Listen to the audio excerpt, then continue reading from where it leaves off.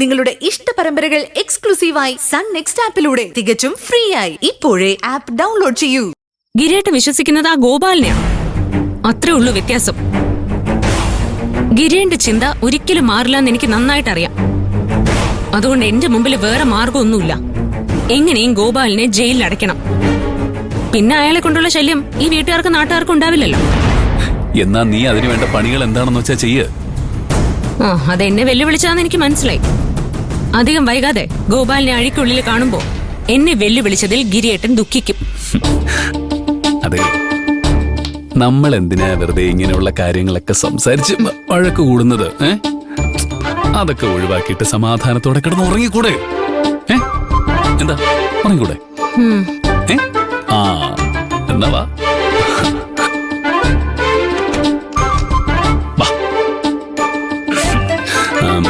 ഒരു സെക്കൻഡ്.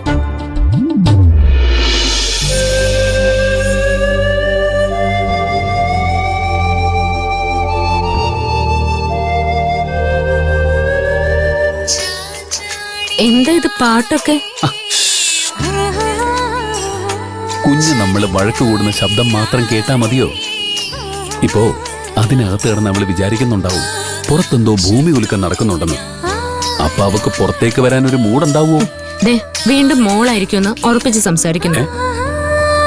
കണ്ടോ കണ്ടോ, വെറുതെ ദേഷ്യപ്പെടുന്ന കണ്ടോ?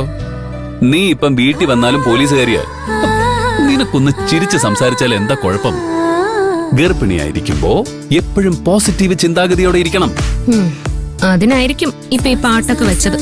അതെ അതെ, ഈ ഗർഭിണികൾ രാത്രി നല്ല പാട്ടുകൾ കേട്ടുറങ്ങിയാലേ കുഞ്ഞിന്റെ ബുദ്ധി വളർച്ചയ്ക്ക് നല്ലതാ. എന്നാരാ പറഞ്ഞേ? ഓ, ഓൺലൈനിൽ വായിച്ചതായിരിക്കും. ഇല്ലെങ്കിൽ ഗൗരിയമ്മ പറഞ്ഞതായിരിക്കും.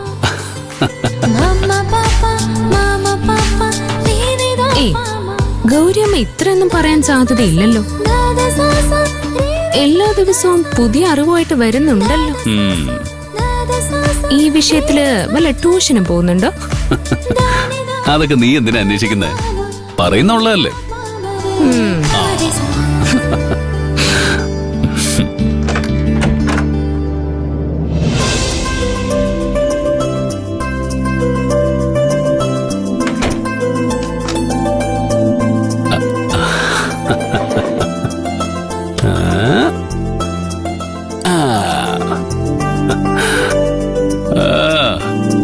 ഇതാണ് മോളെ എന്റെ തുറുപ്പ് ചീട്ട്. ഞാൻ എവിടെ വായിച്ചു നിർത്തിയത്?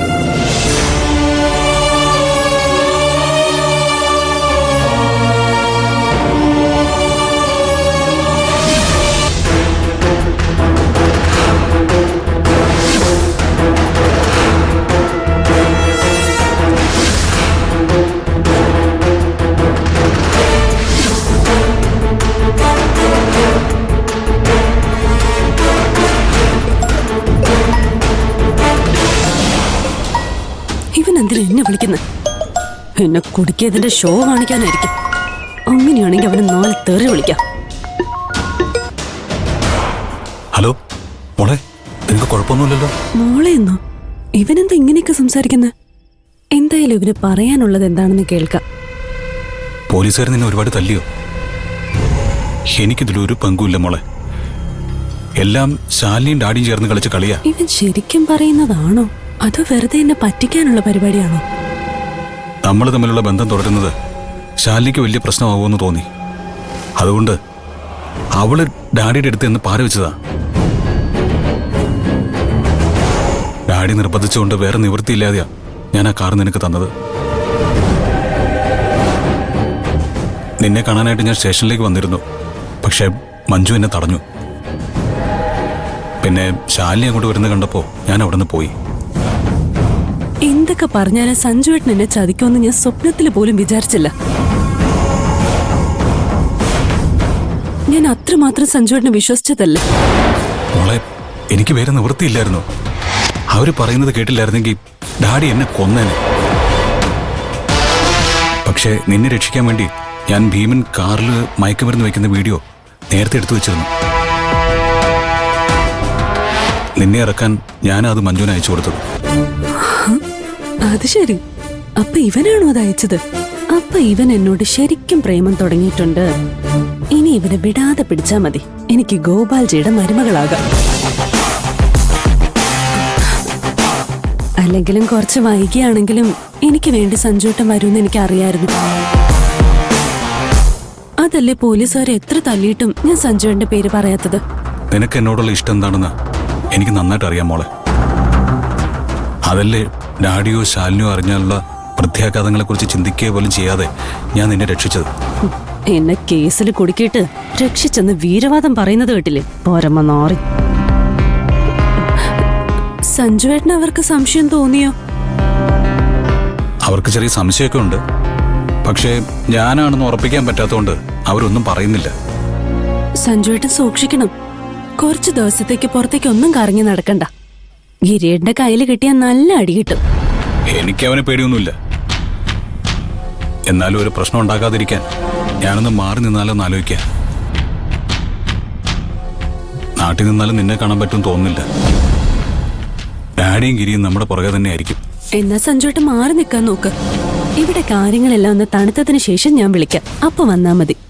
ശരി മോളെ, love you. Love you too baby.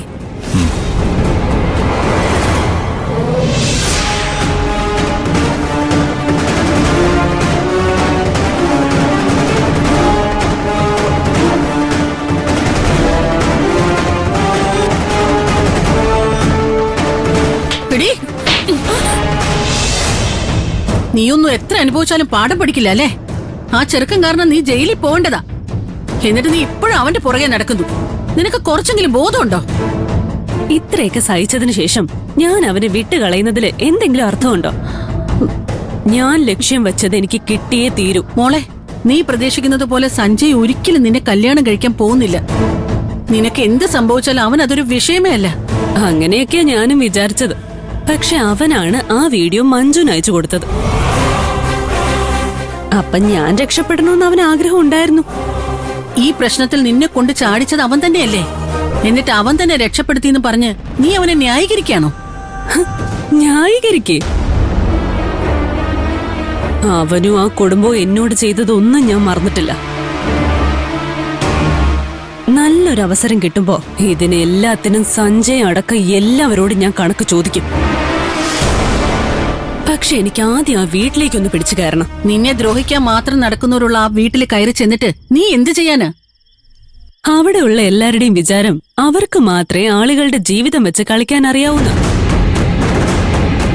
ഞാൻ ആ വീട്ടിലേക്ക് കയറി ചെന്നാ ആ കളി ശരിക്കും എങ്ങനെയാ കളിക്കേണ്ടെന്ന് ഞാൻ അവരെ പഠിപ്പിക്കും. നല്ലൊരവസരം ഒത്തു വരട്ടെ.